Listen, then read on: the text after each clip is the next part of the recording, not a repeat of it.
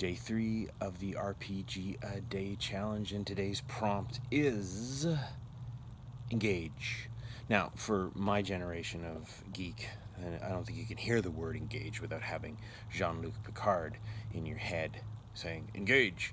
And I think about that idea of just like being on and doing something and getting involved and being part of what was happening on the Starship Enterprise, and that's what I want to talk about today with role-playing games.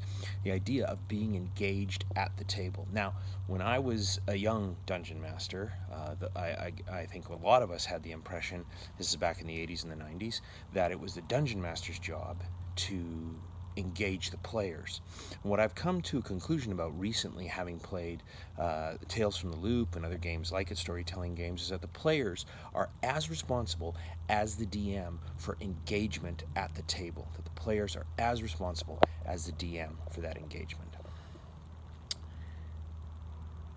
And what I mean by this is that in the old days, it was like, well, not even just in the old days. I've been reading modules recently where they have these little disclaimers where they say, if your players don't want to do whatever it is that the module is talking about, then you can try to coerce them with this particular thing or remind them of that or do this. And again, that's the DM being responsible for engaging the players. And increasingly what I'm doing is I'm saying to my players, you tell me why you're engaged. I mean, you tell me why you showed up. It's like the guy who goes to a comedy club and sits there and goes, go ahead, make me laugh. You can't make me laugh. Or the person who watches a horror movie and says, I'm not going to be scared. I mean, I watch a horror movie, I want to be scared. I'm going to buy in. I'm going to be engaged. If I go to see a comedy show, I want to laugh. And it's like when I come to the gaming table, I'm there to play. I'm not going to stand at the doorway to the dungeon and go, my character wouldn't do this. Robin Laws talks about this. He's a guy who does a great podcast, and he's a game designer. He talks about how young, well, not young, but just inexperienced or perhaps immature players will use the idea of, no, I'm gonna differentiate myself from the rest of my group. I'm going to define my character by being that person who doesn't do what everybody else does, and that just screws up the table dynamic. I mean, if everybody else is going into the dungeon and you're not going into the dungeon, and that player's going like, okay, DM, suck me in, and now I'm like, no, you decide why your character's going into this dungeon. I'm not here to tell you why your character is going to do this. You came here to play. You came here to game. You came here. Why aren't you engaging? Right? So engagement at the table isn't just the DM's job.